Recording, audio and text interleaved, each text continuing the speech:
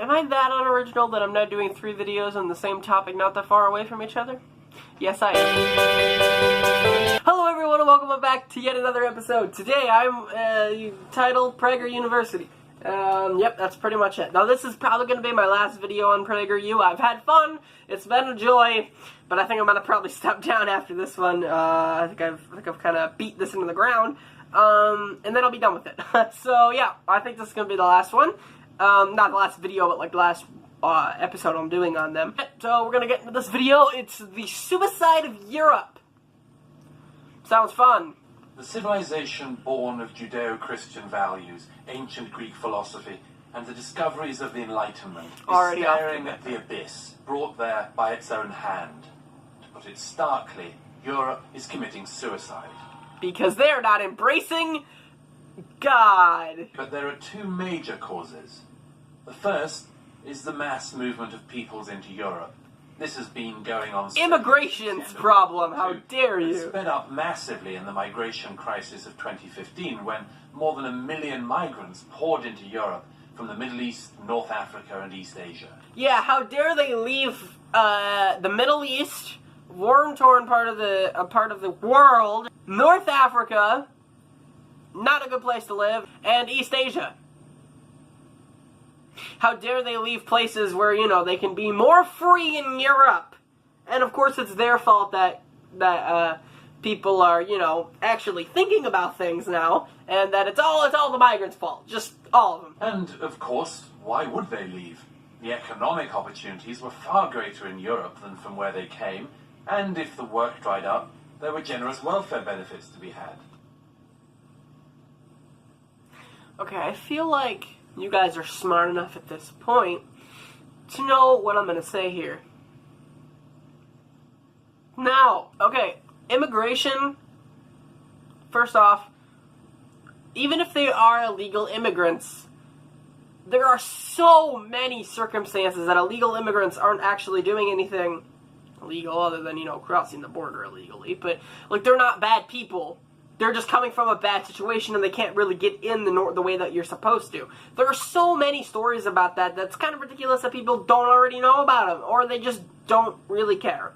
Immigrants were allowed, even encouraged, thanks to the European commitment to multiculturalism, to pursue whatever culture they wanted.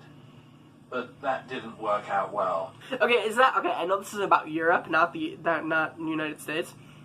Isn't that what America was founded on? Like, different cultures coming together, you know, the melting pot of the United States? That's kind of what we're known for. Multiculturalism is fine. Your culture, the European way, or the American way, substitute any country you want in there, the way, isn't necessarily the only way, and isn't necessarily the only right way. There are millions of ways you can get to what you're trying to go for, and I'm telling you right now that you are just being an entitled prick if you think that your way is the only way or the only correct way, and that the entire reason your country is failing is because of different cultures.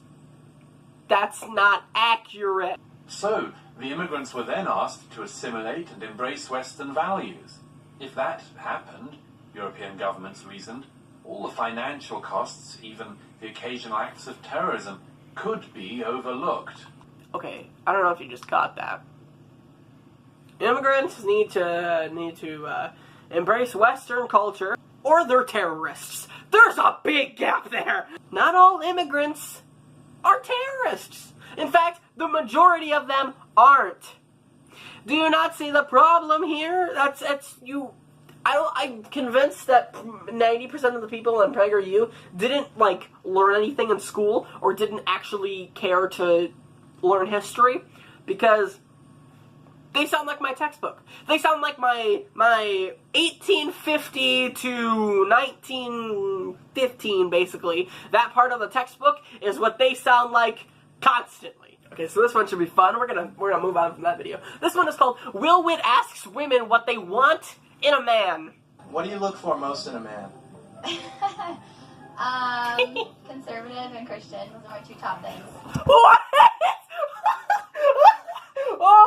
Oh, that's worse than I thought. Okay, here's the thing. I can't say anything about this person's criteria of a mate. They can like whoever they want. I don't care. I am 100% convinced that they probably interviewed, I don't know, like 100 people maybe? And handpicked the ones that say conservative and Christian. Honey, that's called Mississippi. I regret this. I regret this very much. What do you guys look for most in a man? I look for a woman in a man. Wow. What do you look for most in a man? Wait, hold on. Now that one was... Who? Were they lesbians or bis? That was funny. Like, the first one was like, I want someone who's religious and Christian.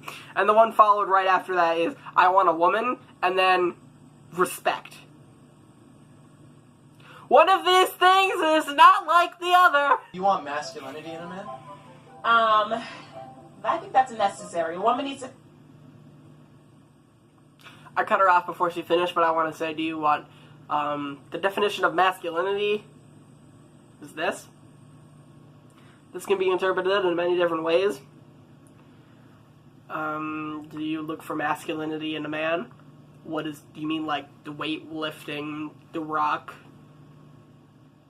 Sly? Like, what are you looking for here? Are you looking for, like, Arnold Schwarzenegger? Or are you looking for, like, an average Joe? Because, like, there are probably different levels of masculine. And I'm not here to judge anyone's, like, preference in people. I'm just saying that Prager U probably was like, hey, I want a certain narrative, and I'm going to pick that out. I could do that with anything. I could go on the street right now with this camera and be like, hey, what do you want in a man? And I could be out there for probably 7 hours, like he probably was, and find a bunch of different answers, and then edit it to make it look like all women want the same thing. Do you like weak-willed men?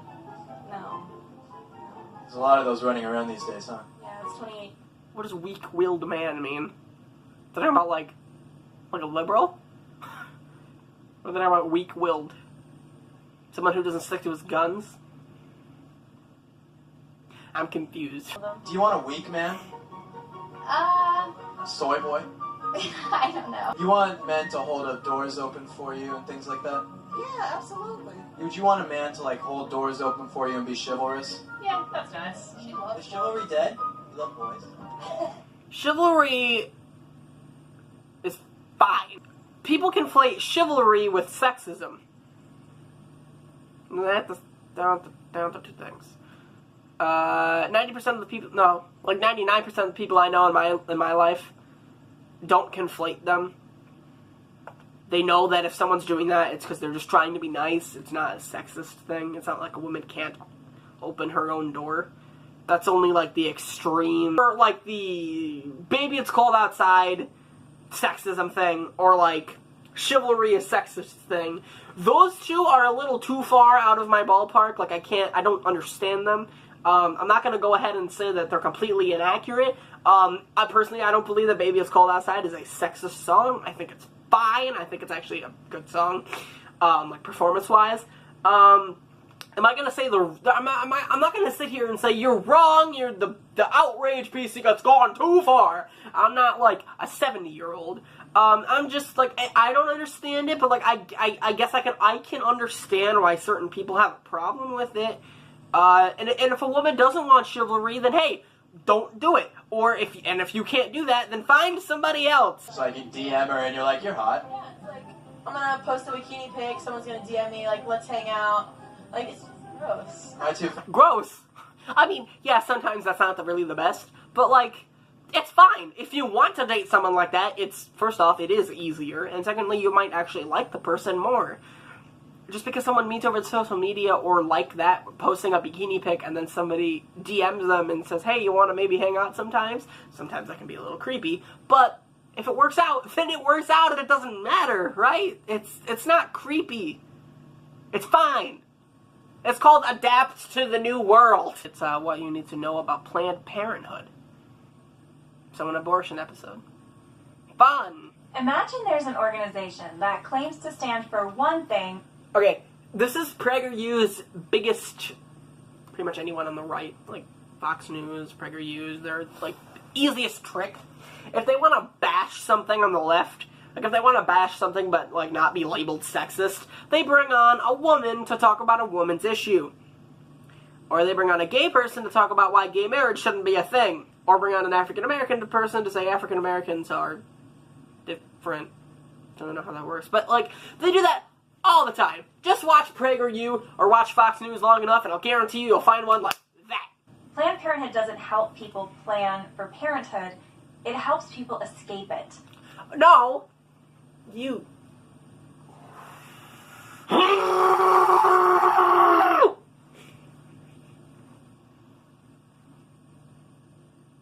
Sorry, I kind of had a Bruce Banner moment there. No matter what your real reason is for having an abortion, it's not to escape parenthood. It's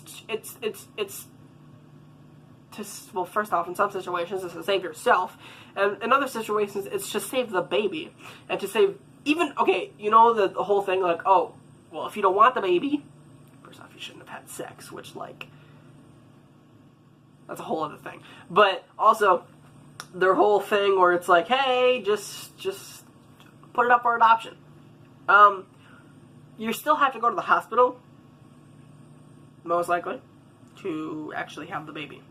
The hospital bills don't go away if you give the child up for adoption. They still exist, and many people can't afford it because, first off, the healthcare system in the United States is stupid, and secondly, they just don't make enough money to be able to afford that. So there are many different problems with your thinking of, well, just put it up for adoption, because, like, that's not always good, and especially people,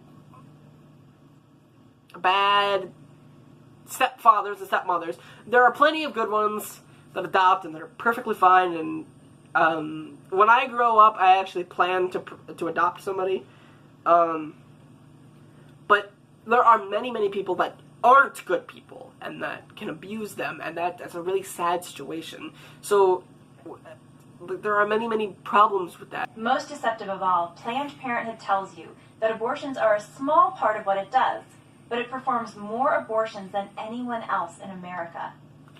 Yeah, again, but that's not what it means when it says it's only a small part. Planned Parenthood offers lots of different things. Yeah, they might perform more abortions than anyone else, but that's because they kind of need to, because lots of other people don't provide it. It'd be like if I said, hey, I made a lot of sit-down videos.